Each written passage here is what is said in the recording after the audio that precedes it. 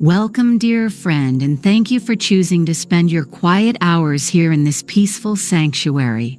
This story was crafted with the simple hope of helping you find gentle contentment and drift softly towards sleep. If you find comfort in our time together, a quiet like, a gentle subscription, or a warm comment would be so very welcome. Tonight, we will be visiting the Sunken Grotto of Stillness, a place of profound and restful calm.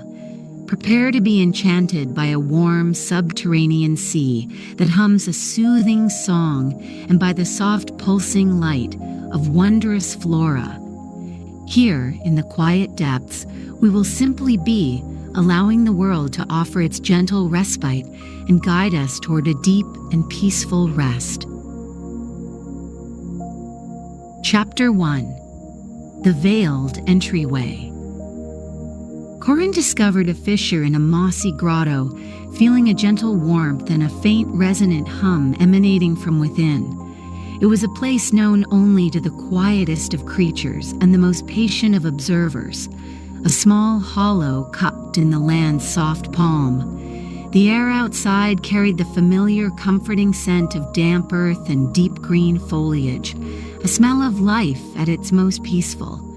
He had come here following a path no wider than a deer trail, drawn not by a map, but by a quiet inclination in his heart, a gentle pull towards a stillness he could almost taste on the breeze. He placed a hand on the cool, yielding moss that bearded the opening, feeling the faint vibration that traveled up his arm, a sensation like the purr of some great sleeping creature deep within the world. From the fissure breathed a current of air altogether different from the world outside. It was warm, carrying a humidity that felt like a soft blanket against his skin, and it was scented with something wholly new and wonderfully gentle. It was a fragrance reminiscent of nectar warming in the sun, of clean, sweet water, and of something else, a deep, resonant scent like that of ancient, sleeping soil. Corin closed his eyes for a moment, letting this warm, fragrant breath wash over him. The hum was a little stronger here, a low thrum that seemed to resonate not in his ears, but in the very hollow of his chest, a calming frequency that invited his own heartbeat to slow and match its languid rhythm. He stepped through the opening, a simple and easy passage into the earth's quiet interior. The world of sun and sky and rustling leaves was left behind, and in its place was a gentle, enveloping darkness.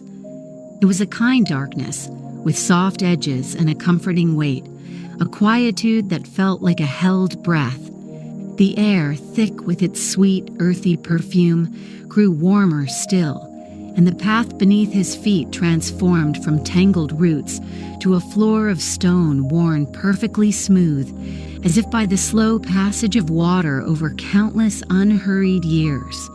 The sensation was pleasing, a solid and stable coolness that grounded him in this new and wondrous place. The passage sloped gently downwards, its walls curving smoothly as if polished by a loving hand. The persistent hum was his guide, a constant and reassuring presence in the profound silence. As his eyes adjusted, he began to perceive a soft, distant light, a luminescence that was not bright or stark, but held a deep and gentle quality, the color of twilight lingering in a summer sky. It was this light that drew him forward, its soft indigo glow promising a place of deep peace. With each step, the feeling of the outside world, with all its subtle hurryings, fell away like a shed cloak, leaving only the simple, profound reality of this moment. He continued his unhurried descent, feeling the gentle vibration in the smooth stone beneath his feet grow a little stronger. The air was perfectly still, without even the memory of a breeze, and its warmth seemed to seep into his very bones, encouraging a deep and welcome relaxation to settle in his limbs. A single drop of water fell from the unseen ceiling high above, its landing creating a soft, bell-like tone that echoed beautifully in the stillness, before being absorbed back into the overarching hum. The sound was a punctuation mark in a long, peaceful sentence, a small and perfect event in a place where time itself seemed to have slowed to a gentle, steady pace. And here, in this quiet corridor, there was only the gentle now. The path opened quite suddenly into a space of breathtaking vastness. Before him lay the source of the indigo light, a great subterranean sea that stretched into the soft darkness. The water itself seemed to glow from within, a living, breathing expanse of deep, restful color that pulsed with a slow and steady rhythm.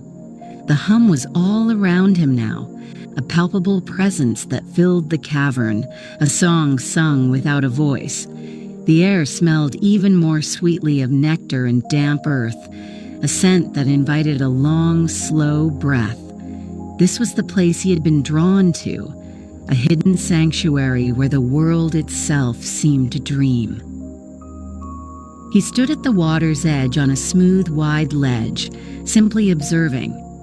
The surface of the indigo sea was as placid as glass, its perfect stillness broken only by the faintest of ripples that emanated from the center, too slow to truly see, but felt as a part of the cavern's deep, resonant life. The sight was one of such profound and simple beauty that it asked nothing of him, only to be witnessed. The gentle light bathed his face in its soft, violet-tinged glow, and the deep hum seemed to wrap around him, a final, welcoming embrace. He felt a sense of arrival, of coming home to a place he had never known, but had always been seeking. He took a seat on the smooth, cool floor, his journey for the day complete. The warmth from the air and the low vibrational hum worked in concert, gently untangling the small, unnoticed knots of tension in his shoulders and back. He felt his breathing deepen, becoming as slow and steady as the pulsing of the indigo light before him. He simply sat, letting the profound peace of the grotto wash over him, content to listen to the silent song of the deep. The world outside had faded to a distant memory, and here, in the heart of the quiet earth, there was only this perfect, restful moment. Chapter 2. The First Immersion. Corin descended a naturally formed, smooth stairway to the edge of the subterranean sea. Each step was broad and shallow, worn into a gentle concavity that seemed to welcome the sole of his foot, cool and solid and reassuring. The indigo light from the water below grew with each step, painting the curving walls of the grotto in soft, shifting hues of violet and periwinkle. The air remained wonderfully warm and still, thick with the scent of damp, sweet earth, and the resonant hum seemed to rise up to meet him, a gentle vibration that he could now feel in his ankles and knees, coaxing them into a state of easy languor. He moved slowly, deliberately, for there was no reason for haste in a place such as this. The water glowed with a soft internal light, a deep and living indigo that held the profound tranquility of a sky just after the last trace of sunset has faded.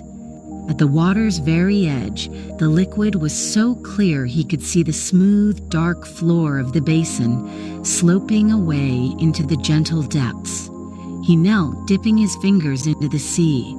The sensation was of touching warm, liquid silk, a substance denser and softer than mere water, which clung to his skin for a moment with a pleasant weight before dripping back with a soundless grace. The warmth was immediate and enveloping, a perfect blood-warm temperature that promised utter comfort. He stepped in, and the sensation was of being gently and completely held. The warm, silken water rose around his legs, his waist, his chest, its buoyancy far greater than he had anticipated, making his limbs feel light and wonderfully free. The low, resonant hum was clearer now. A physical presence felt as a gentle vibration that passed through the liquid and into his entire body.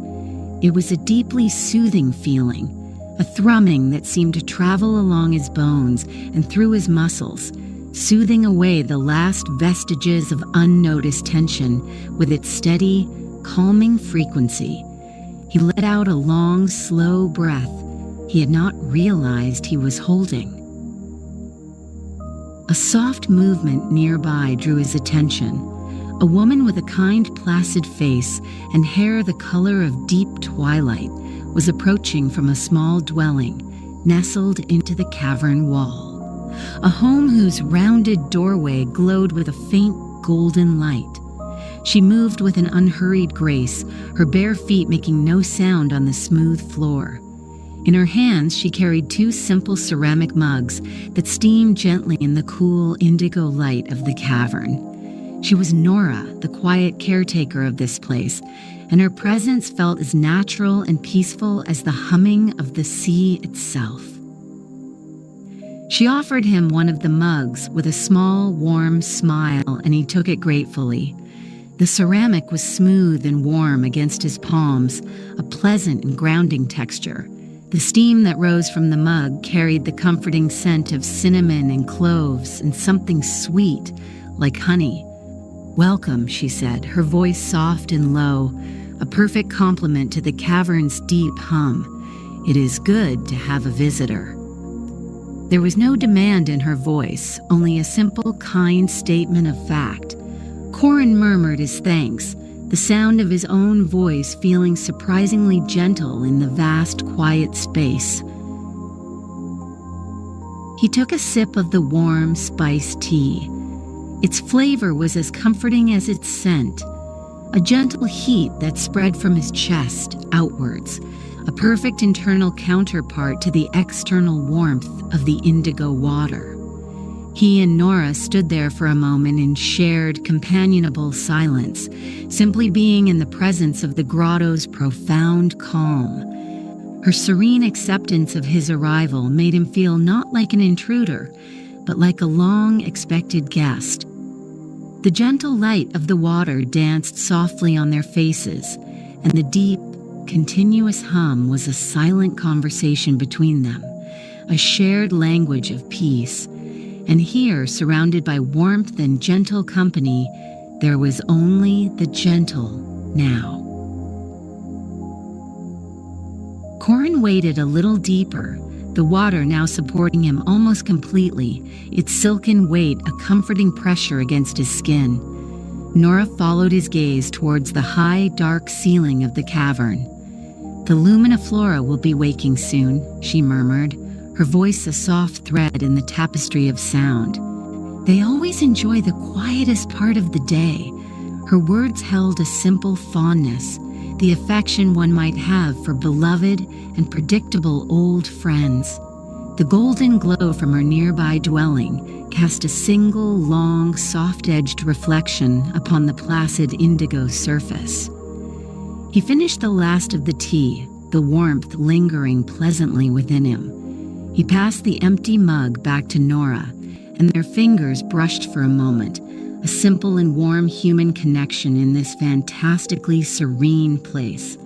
She gave him another gentle smile, a quiet acknowledgement of their shared moment, before turning and moving with her slow, soundless grace back towards her home. Corin was left alone once more, though he did not feel lonely. He felt held both by the warm, humming water and by the profound peace of the grotto itself, a peace that was now deepened by an unexpected touch of kindness. He turned his full attention back to the sea, allowing its deep hum and gentle warmth to fully envelop his senses. He felt his body growing wonderfully heavy and yet weightless at the same time, a pleasant paradox of relaxation. The water seemed to be gently drawing the weariness from his limbs, replacing it with a quiet, steady energy. He took another slow, deep breath, inhaling the sweet, earthy air, and felt a profound sense of gratitude for the quiet impulse that had led him to this hidden, wondrous sanctuary. Chapter 3. Drifting with the Light. Corin floats weightlessly in the buoyant indigo water, supported so completely that the distinction between his body and the warm liquid silk around him seems to soften. He lies on his back, his ears just beneath the surface, and the world transforms. The cavern's deep hum becomes even more immediate, a resonant thrum that fills his head not as sound, but as pure, calming vibration, like resting his cheek against the body of a great slumbering cello. Above him, the vast dark ceiling of the grotto stretches into a gentle infinity, a peaceful void waiting to be filled. The air against his face is cool and soft, carrying the faint sweet scent of night-blooming flowers. He observes the luminiflora, the bioluminescent plants that grow on the cavern ceiling as they begin to stir. At first there is only a single, faint point of light, a soft lilac hue that pulses gently, like a sleepy star. Then another awakens nearby, this one a soft periwinkle, its light swelling and receding in a slightly different rhythm.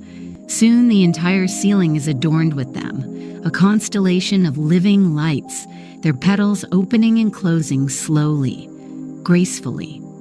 Each bloom is shaped like a soft cupped hand, and as they open, they cast shifting, intricate patterns of soft light down onto the water's surface, painting the indigo sea with slow, dancing latticeworks of lavender and pale blue. The sight is mesmerizing, a silent ballet of light and shadow. The patterns glide across the placid water, stretching and compressing, fading and reappearing, a visual lullaby that encourages the mind to cease its chatter and simply watch. Corin drifts with the imperceptible current, his body turning slowly and the celestial garden above turns with him. The gentle light kisses his skin, a touch with no heat and no weight, just the softest of presences. He notices how the deep hum of the grotto seems to change in pitch ever so slightly as he floats beneath different clusters of the glowing flora, as if each family of blooms adds its own quiet harmony to the cavern's eternal song. He hears a soft splash nearby and turns his head to see Nora entering the water, moving with the same serene grace she displays on land. She wears a simple dark shift that flows around her in the indigo water, and she comes to float near him, her expression one of quiet contentment. She offers no words, and none are needed. Her presence is a comfortable one, a shared appreciation for the grotto's simple, profound beauty.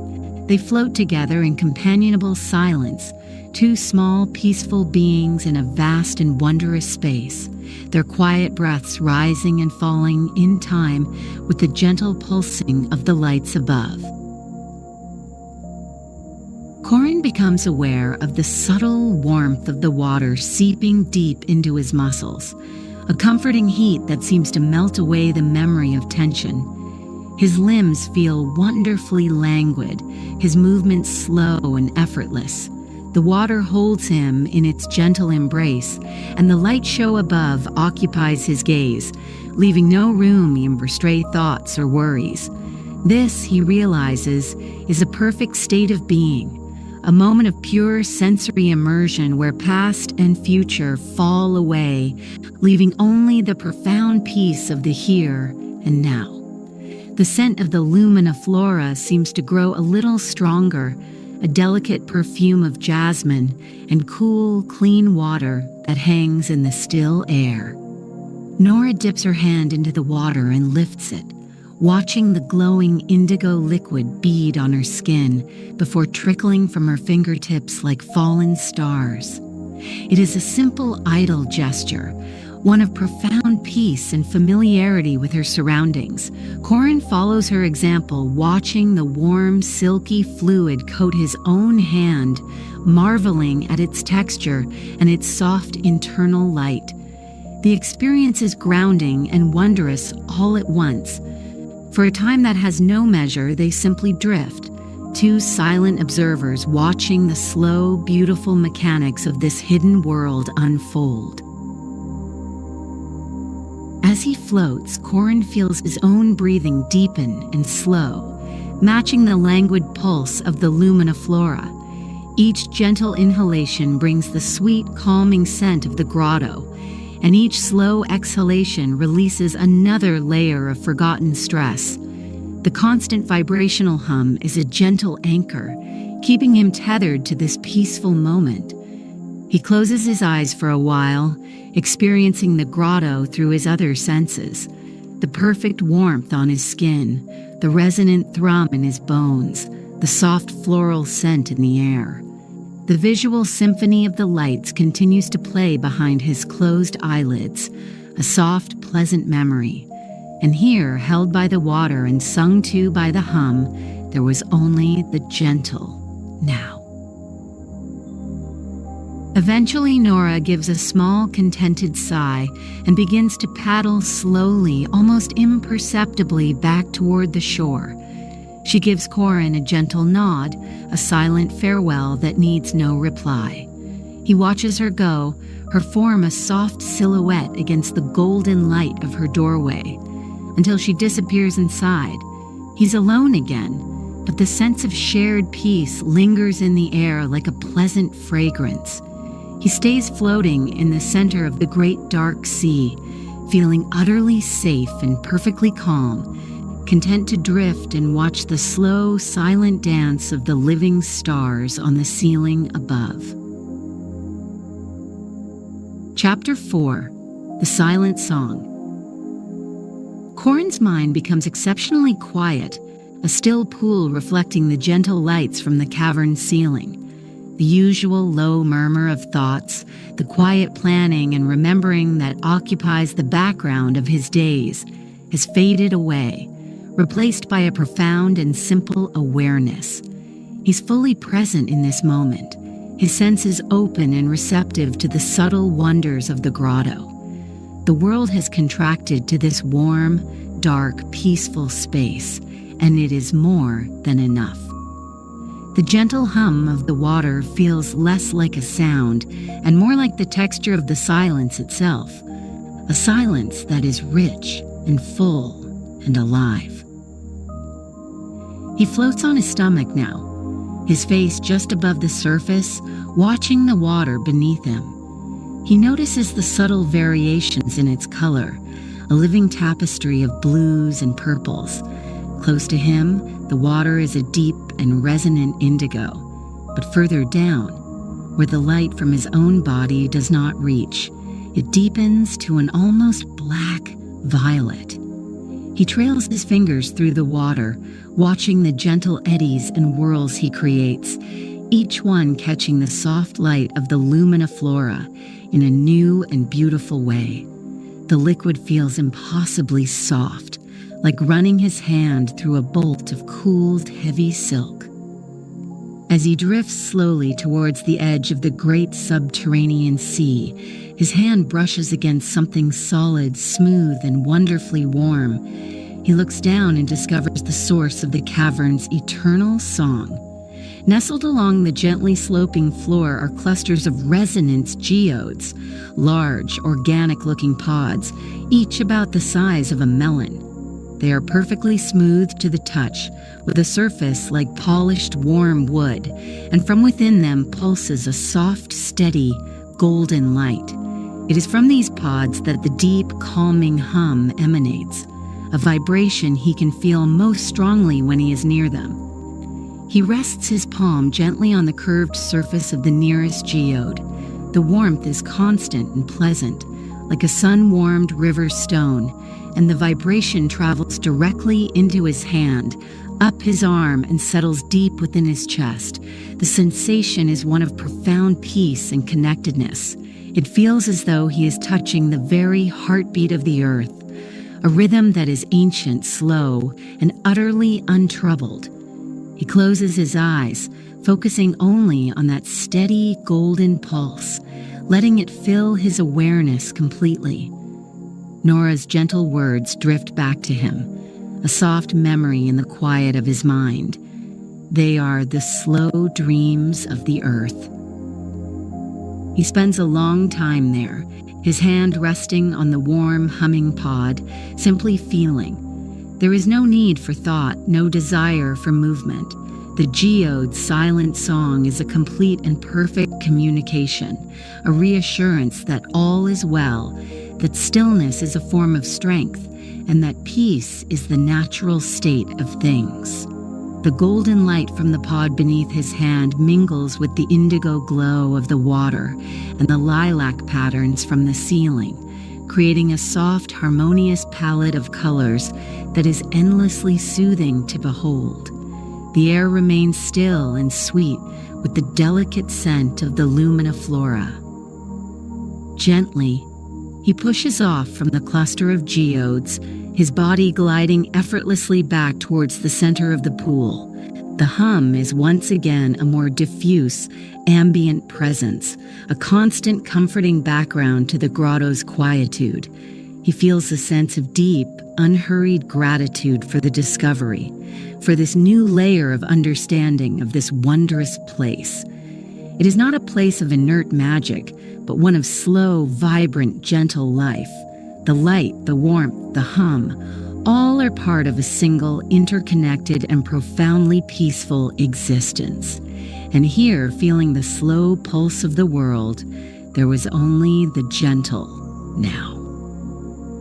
He floats on his back again, his body feeling even more relaxed and wonderfully heavy, yet perfectly supported by the buoyant water. He gazes up at the luminiflora, their gentle rhythmic pulsing a perfect visual counterpart to the steady hum of the geodes. It is a complete sensory symphony of calm. He notices for the first time that some of the flora have petals of a soft pale white, which cast beams of pure, gentle light down into the indigo depths. They move in concert with the others, a slow and silent choreography of breathtaking beauty.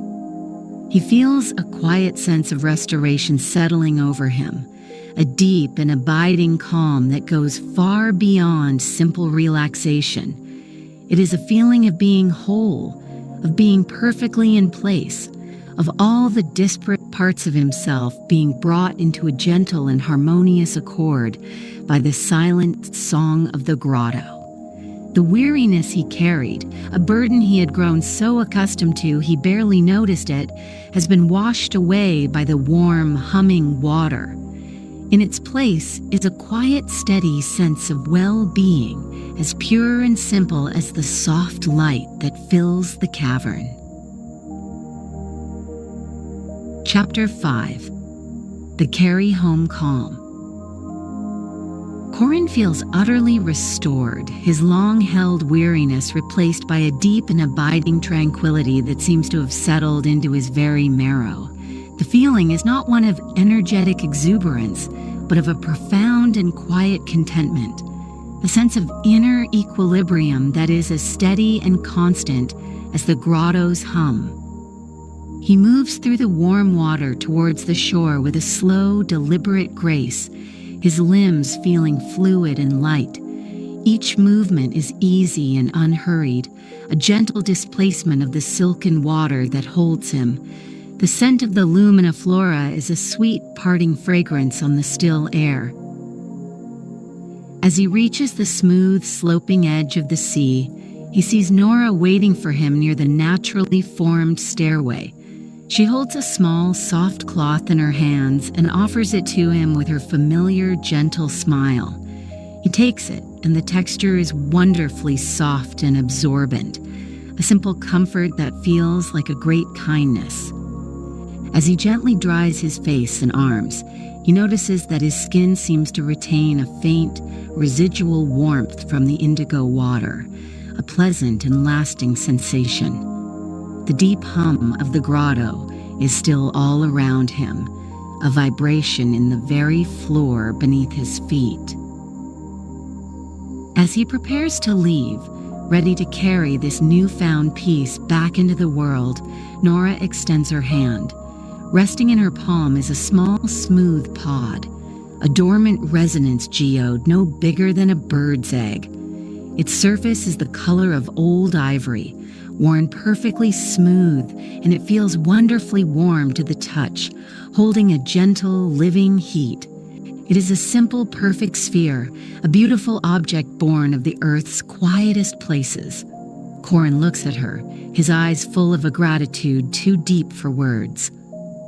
A piece of the quiet to take with you, she says, her voice as soft as ever.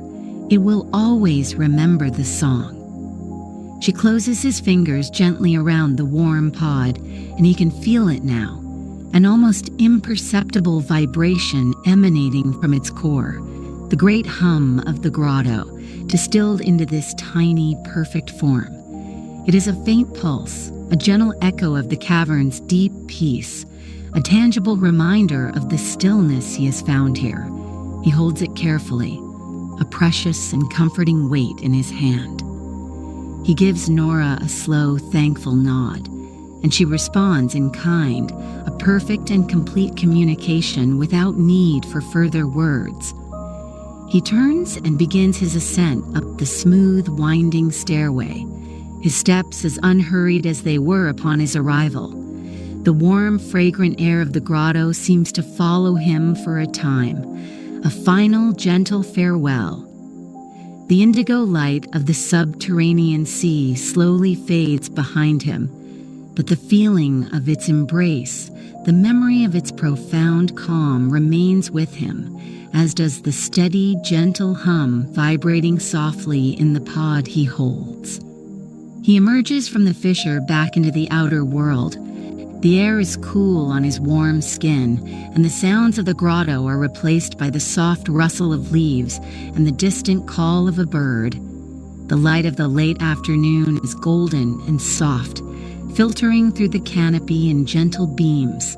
The world feels the same, yet his perception of it has changed.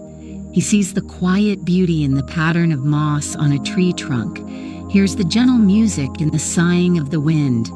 The peace of the grotto has tuned his senses to the peace that was already here, waiting to be noticed.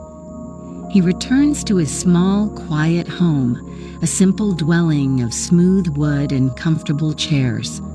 The sounds and smells of the world above are familiar and welcome. He sits by his window, which looks out onto a soft, green landscape, and places the small, warm pod on the sill before him. The last rays of the sun catch its smooth ivory surface, making it glow with a soft internal light. He can feel its faint, warm hum even from a short distance, a quiet, steady presence in the room. He closes his eyes, holding the feeling of the indigo depths within him.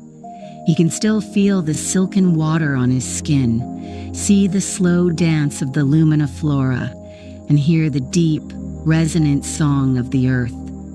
He knows he can revisit that profound peace whenever he wishes, not only by returning to the grotto, but by simply holding this small piece of its magic.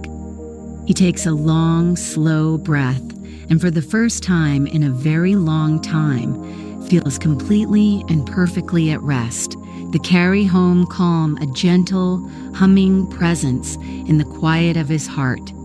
And here, in the stillness of his own familiar room, there was only the gentle now.